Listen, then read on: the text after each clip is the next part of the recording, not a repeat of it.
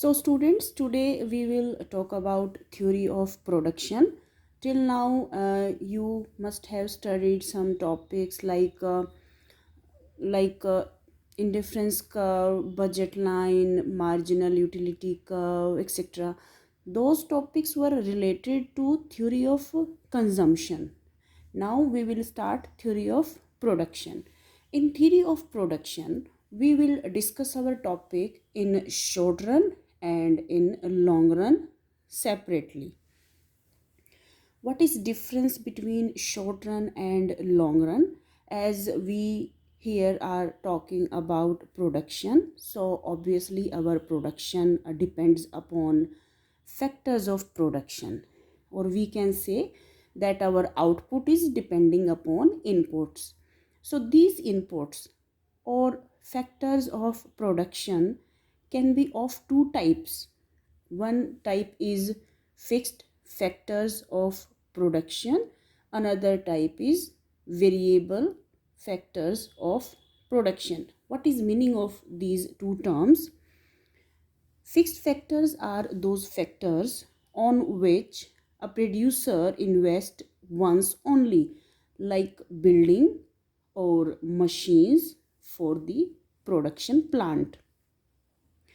If this producer has to increase the production, immediately he will not buy another building or machines. He will purchase more raw material or hire more labor. So these are the factors which are not increasing immediately for increase in production. To some extent, producer may increase production without changing these factors.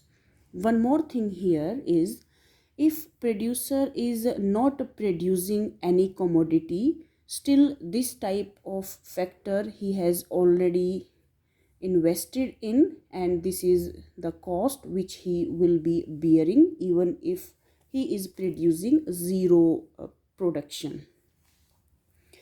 Variable factors are like labor or raw material. So when a producer wants to increase the production even by 1, 2 or 3 units, immediately he will purchase or use more labor, electricity, raw material. So these types of factors of production are called variable factors. So we have divided our factors in two types: fixed factors and variable factors.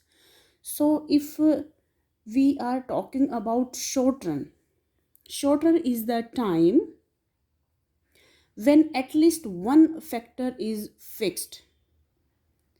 I mean to say, there may be more than one factor which are fixed, like machines or building. So this is called short run.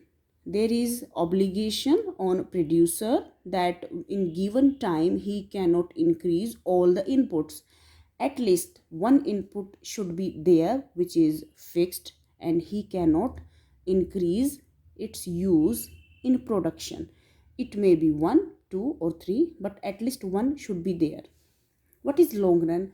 In long run, this is enough time for a producer when he can increase all types of inputs, whether these are fixed or variable. So we can say that in long run there is no fixity of factor. So all factors are variable factor. So when we are talking about fixed and variable factor, means we are talking about short run production. Next, we will discuss our production function. In economics, functions help us a lot because with the help of function, we come to know that in this particular chapter, which are the variables we will be talking about, which is dependent variable and which is independent variable. So here is production function. Production function shows relationship between input and output, or you can define it in this way also. It shows a functional relationship between input and maximum level of output which can be produced with the help of these inputs. So here is a production function in front of you. You can see here. Here O means output, output or production, or you can show it with the help of Q, quantity, I mean quantity produced. So you can use any type of abbreviation here. O, Q or TP means total production. So your production is function of, obviously your output will be depending upon the inputs. So here are the inputs: land, labor, capital, technology. Even you can add weather conditions. Sometimes that also affect your production. So you can add any number of factors which can affect your production. But for simplicity, we will be using a very short production function, and it will be like this. Our quantity produced, or you can write it O also, means output, that is function of labor and capital. So for simplicity, I have taken a very simple production function where only three variables are there. In some cases even we take only two variable, one is dependent variable and one is independent variable, but here I have taken two variables here deliberately, because I have to show you people short run production function and long run production function. This is short run production function, this is long run production function. What is difference between these two types of production function? Here you can see our quantity produced or our output is function of labor and capital, but you can see here capital is fixed. So capital is fixed, labor is variable factor. This is short run production function. In long run production function, again labor and capital, we are using two inputs, but both are variable inputs. So you will see that I have not using, or I have not used this type of sign to show it a fixed factor. So here both are variable factor. So now I think this is clear to you people what is short run, long run, fixed and variable factors. Next we will talk about short run. Okay, in short run production we will discuss these things. These things we will be discussing. First we will talk about law of variable proportion. What is meaning of law of variable proportion? Suppose if we are keeping some inputs fixed and employing more and more variable inputs with these fixed factors, what will happen to our production, or what will happen to our productivity? It is explained by law of variable proportion. Other than this one topic, we will talk about these three topics also. These three laws are also there. So in total, we will talk about four laws: law of variable proportion, law of increasing returns, law of decreasing returns, and law of constant returns. So we will be talking about these four topics in short run production. In case of long run production, we will be talking about returns to scale. Returns to scale can be of three types: increasing, decreasing, and constant. These are reason of these returns. So we will be talking about these things in this chapter. Okay, what is a law of variable proportion? Okay, I am showing you this diagram. Actually it will not be clear to you people, so let me show you how I have drawn this diagram. So I am going to draw the diagram of law of variable proportion. So here we will be talking about three types of concepts. What are these concepts? Total production means whatever quantity of labor we are using, 2, 3, 4, 5 or 6, if we add their production, that is called your total production. Then we will talk about average production. What is average production? Total production divided by labor. I mean, our first unit of labor may be providing us different quantity of output. Second, labor may be producing some other quantity of production, but we have to calculate some average, that on an average one labor is producing this much of output. So this is your average production. Then we will talk about marginal production. What is marginal production? If we employ one more labor, what will happen to our total production, or how much change will be there in our total production? So change in total production due to change in labor. You can see here I am using a same formula here, average production, only I have added this one sign here to show the change. This is delta. So these three terms we will be using here. Okay, so now I will draw these three types of diagrams here, as all are depending upon labor, so I can draw them in a single diagram. So as we are using more and more labor, then what will happen to our total production? By the way, we are using capital also for our production, but that is not variable, that is fixed.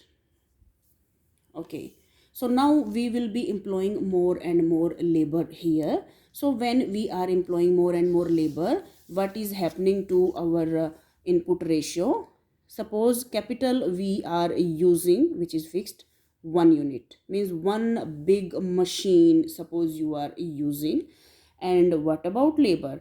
First you will employ 1 labor, then 2 labor, then 3 labor, then 4 labor, but capital is always fixed. So you will see that the ratio of capital and labor which we are using is continuously changing. First it was 1 capital 1 labor, then 1 capital 2 labor, then 1 capital 3 labor. So every time you will see, as we are employing more and more labor and we are increasing our production, our input ratio or their proportion in production, I mean labor and capital, proportion of labor and capital is varying here, that is variable. So our input ratio is variable, you will see here.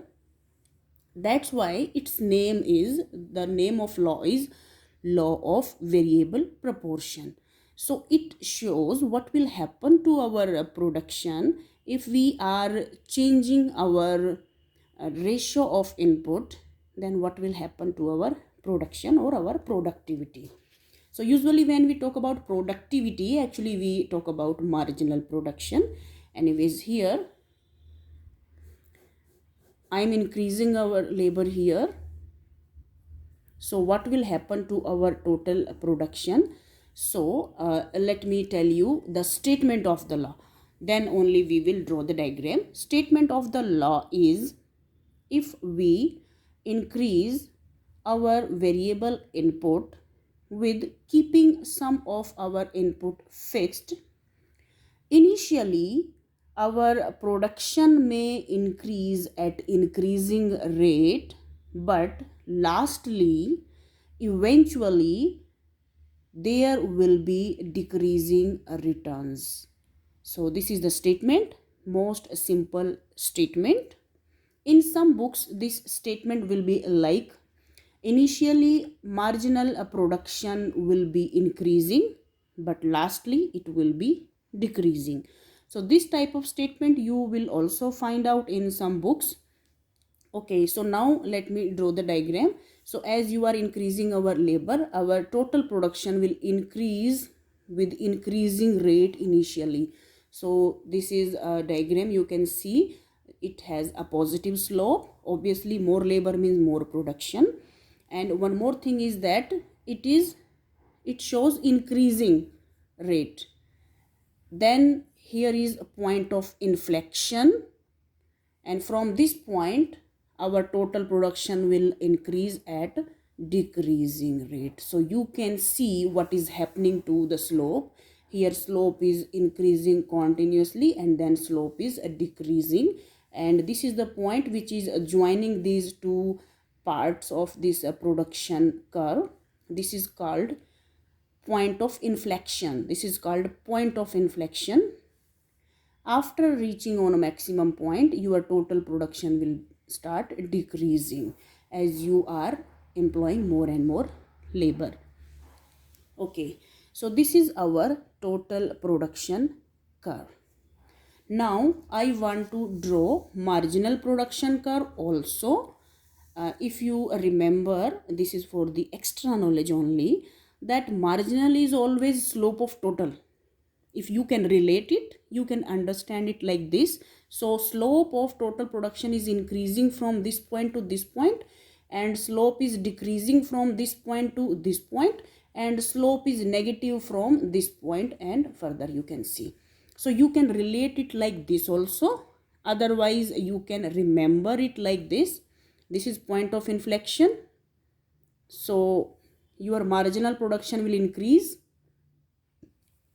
up to this point, then your marginal production will decrease after this, and when your total production is maximum, on this point, when total production is maximum, your marginal production will be 0 and then it will be negative. This is your marginal production curve. So you can remember it like this.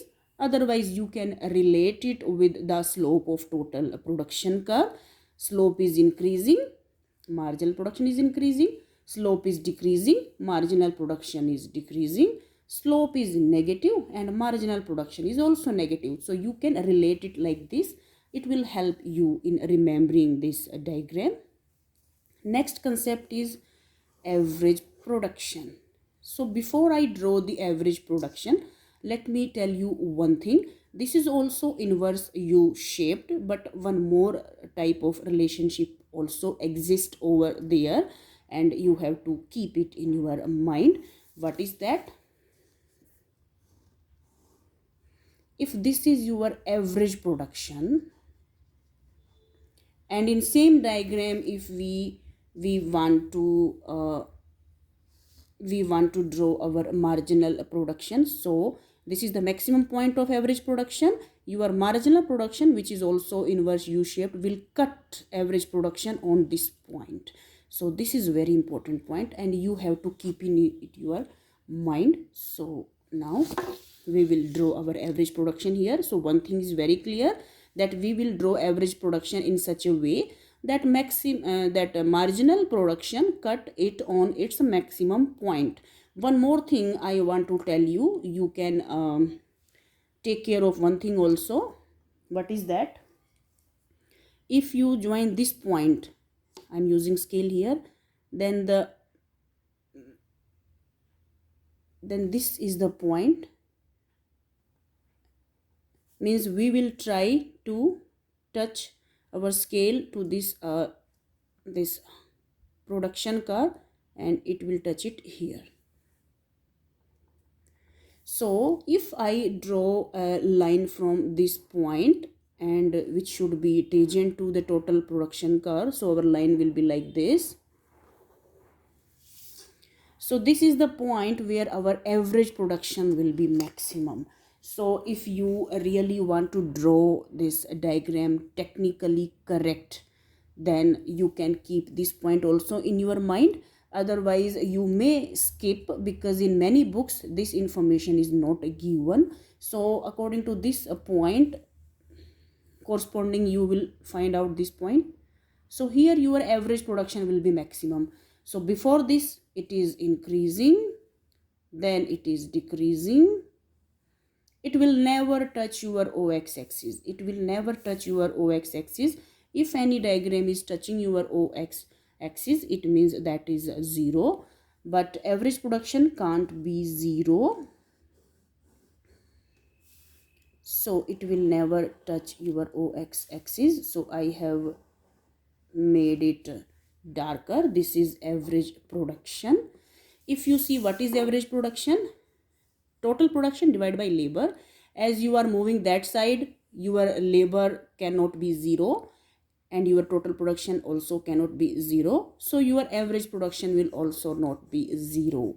So it will not touch OX axis. So this is the diagram of law of variable proportion.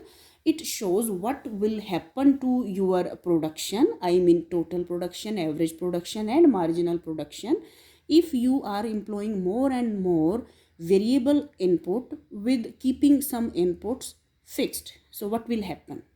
So you can see here, initially your productivity may be increasing, but eventually it will be decreasing. And why it is so? As you know, we need two factors for production. One is labor, another is capital, and we have obligation of fixity of the capital. So when you are using more and more labor, you will try to substitute labor with a capital. I mean, you will try to use labor instead of using capital, and these are not good or perfect substitutes. I mean, labor is not a perfect substitute for the capital, so returns will be decreasing. Moreover, you need two factors. One is not available to you in more quantity, so obviously returns will be less. Further, we divide this diagram in three stages. Many times in exams, it is asked to you people that explain the different stages of a law of variable proportion. Then what will we do? See this point where average production is maximum. So let me make it dark line. We were talking about point of inflection only to show that your marginal production will be maximum here. There is no other use of this point. So this is your first stage. Always remember, this stage will end where average production is maximum, and second stage will end where total production is maximum. So let me make this line dark. So this is first stage, this is a second stage, and this is third stage. So in this way we can divide this diagram into these three stages, and you can explain these stages as: in first stage, your total production, which was increasing at increasing rate, now it has started increasing at a decreasing rate. Your marginal production reached maximum and now it is decreasing.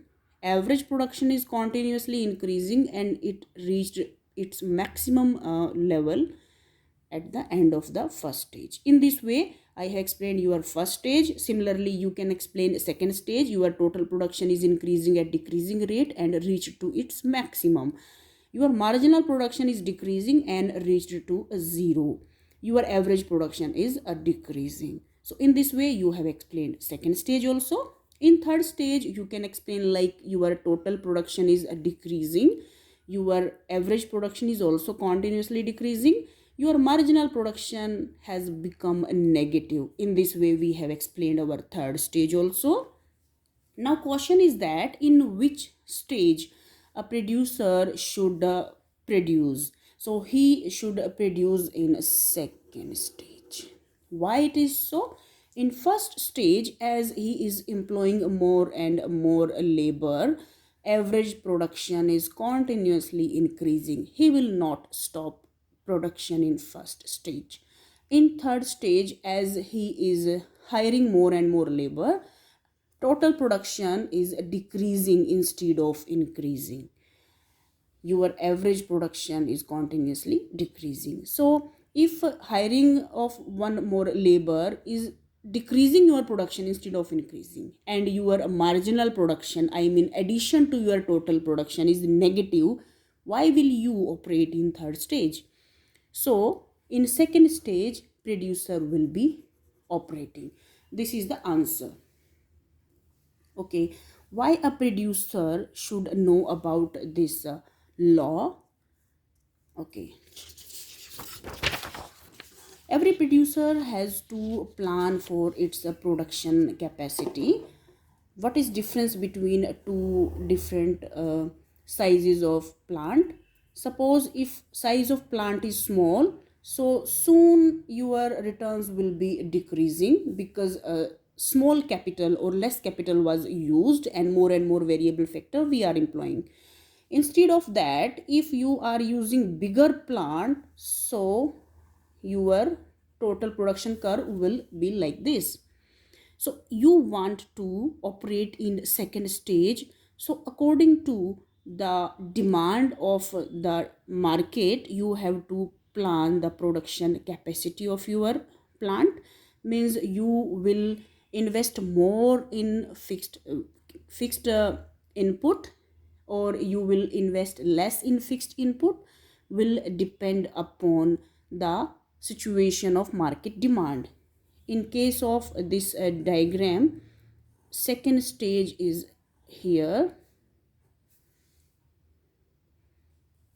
but in case of this diagram, second stage is here. So if a demand is this much, because demand is in terms of quantity, so you can see it prevails in this stage of your total production curve. But if a demand is like this much of demand is there, then obviously accordingly you will plan it like this. Now next question is, can we stop our returns decreasing? Can we stop our returns decreasing from this point, or from this point it is decreasing? So question is that if we have to face decreasing returns, we cannot stop this, but we can postpone this stage. We can postpone this stage.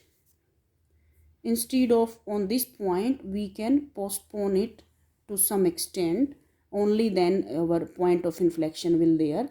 So we can postpone this stage by using a modern and new technology, and a better way of production we can use only to postpone this, but we cannot stop this. So it was about law of variable proportion. So we will continue our topic in our second video, that is theory of production part 2. Thank you.